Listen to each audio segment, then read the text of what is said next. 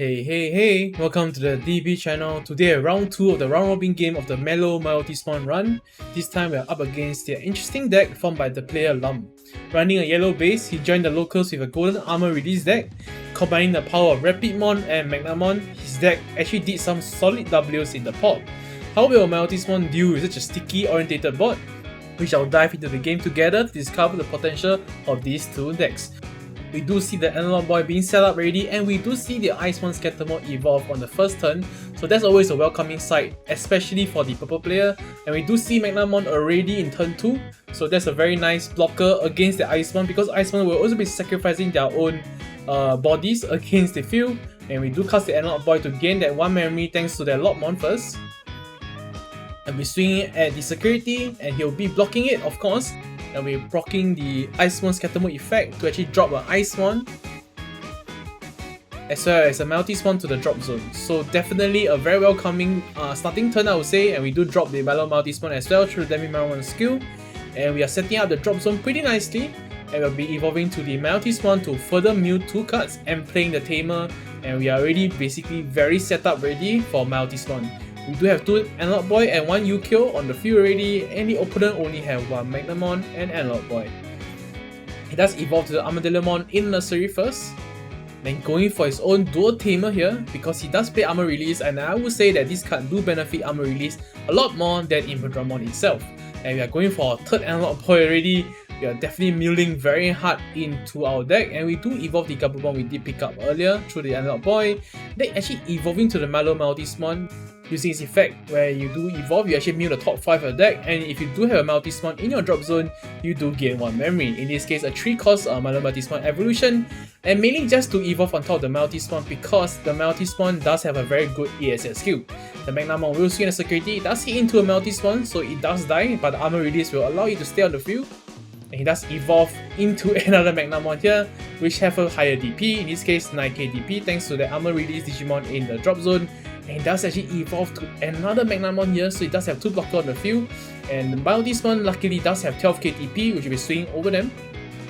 We'll be blocking one of them actually, so really respecting their Myotismon swing. And we're evolving to the Scatter Mode once again.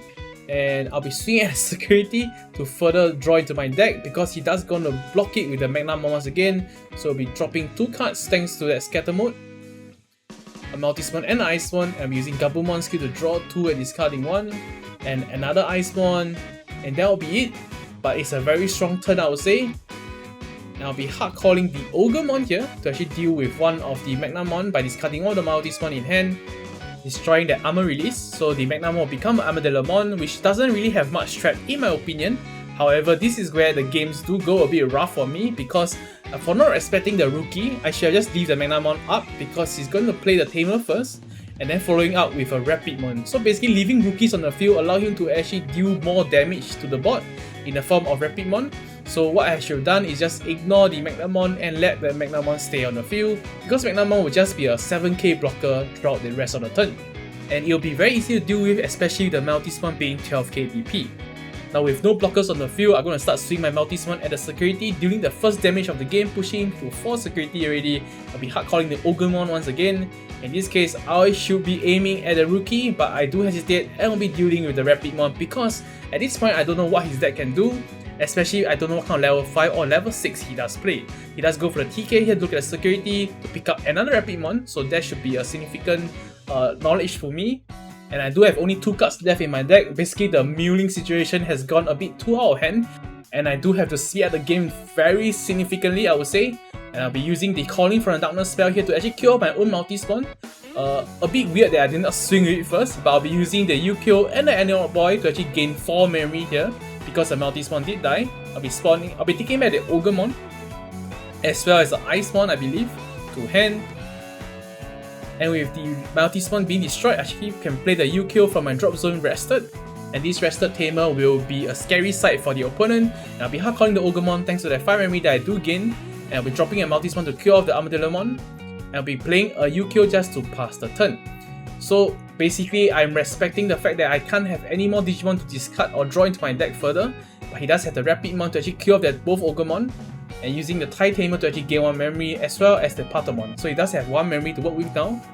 We swing at security, drawing 1 through the Upamon skill, putting me to 3 security, swing the Armadillomon, and I think he's hoping for an Analog Boy because Analog Boy will basically kill me right here, but I do have the 4th one in my hand.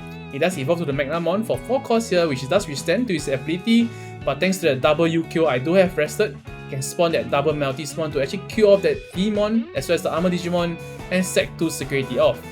Now with 2 Meltismon on the field and 1 security left, this should be game unless he does have a tricky option up his sleeve. I'll be swinging the Meltismon at the security and doesn't have anything, and this will be game 1. I'll be moving on to game 2 with him starting first, hatching to Upamon and evolving to the Armadillomon, and then playing Armadillomon, which does allow you to look at top 4 for a dual yellow card. In this case, we only see yellow, so very unfortunate for his end. We're going to start a turn with 3 memory here, firstly evolving to the Gabumon. And I'll be hard calling the Maltismon from BT2 already. Man, this is gonna be a rough game 2, I would say. And it's gonna evolve to the Magnamon, giving me 1 memory choke with, push out the Gabumon, and evolving to the MaloMyotismon on top of the Multismon that I did hard call. So not exactly punished for giving him 3 memory there. And we do gain 1 memory because we do have fortunately a Myotismon in the drop zone. Now the Upamon will be hatched, evolving to the Patamon. It's gonna actually go for the Dual Tamer once again, and this Dual Tamer really sets up armor release in my opinion. Now we're gonna hatch to the Pseudomon, evolving to the Lopmon. First is evolving to the Scatter mode first. And I'll be swinging with the Multismon at the security, given that he has 12k DP. We do hit into a yellow memory boost, which will be very helpful for him. I'll be going for the Pendulum Flame to kill off the Magnamon, and I'll be using Scatter Mode effect on deletion, drawing 3, discarding 2. Sadly, no Icemon because that's the highest of highest roll. And you can use the Gabumon to draw 2, discarding 1. Still no Icemon, Demimera, still no Icemon. So I would say it's quite unlucky to an extent. Now we do pass in 2 memory though. It's gonna push out the Patamon first, using the memory boost to gain 2 memory, pushing to 4. Evolving to the Rapidmon, which is not gonna kill off that Multismon given that it does have 12k DP. Minusing 5k is only 7k DP, which Rapidmon won't be able to swing over. It's gonna go for the yellow memory boost to pick up a Patamon from the top 4 and ending the turn, passing me back 3 memory.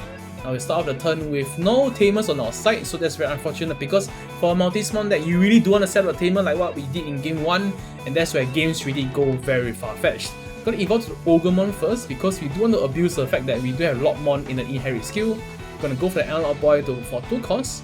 It'll just be 1 cost though because of the Lopmon effect. I'll pick up an Ogremon, adding to hand, gaining 1 memory, so it's still our turn, pushing up to 0.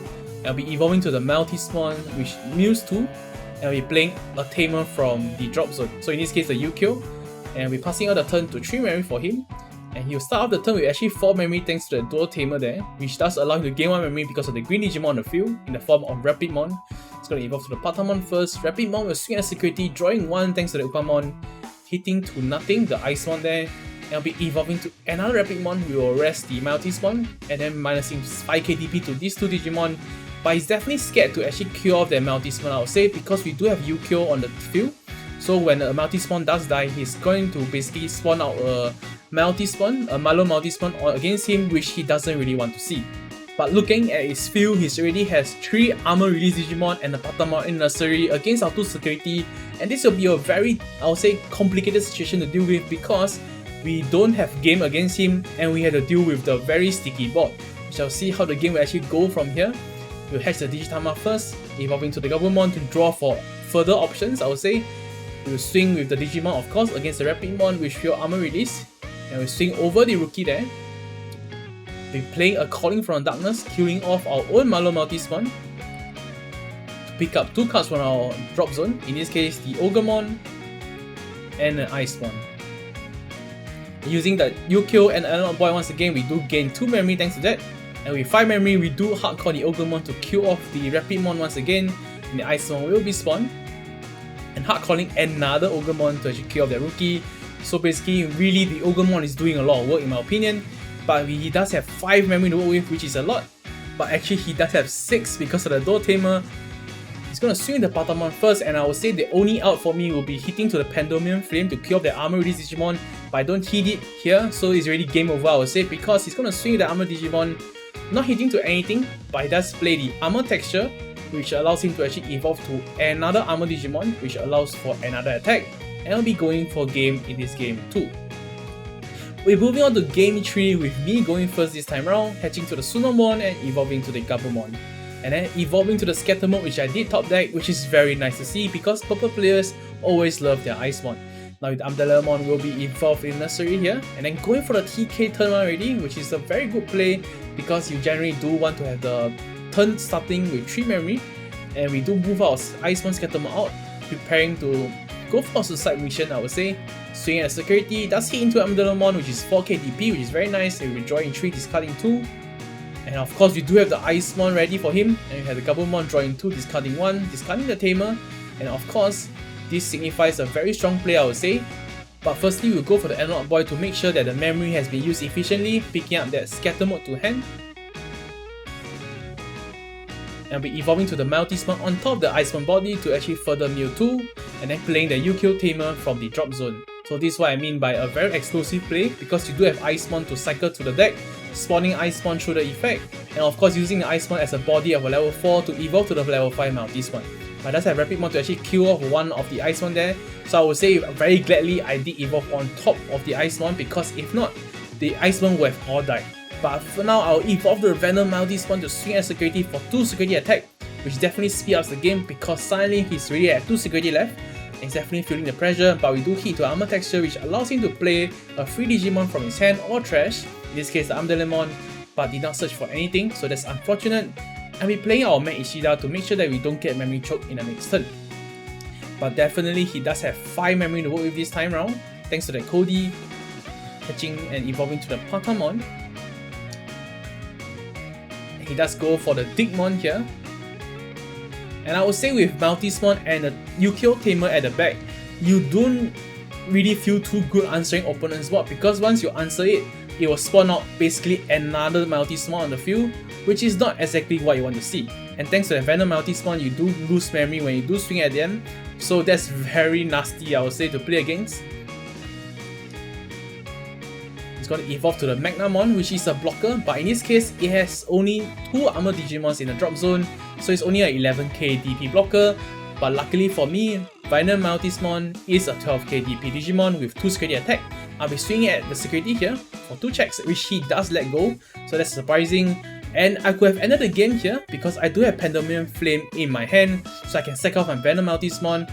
But I do suddenly just go narrow-minded, I would say. Narrow vision. Yeah, so I don't exactly see the lethal there. And I'll be evolving to the Scatter mode to actually do more Scatter mode action, which is not exactly needed. But the game does go on.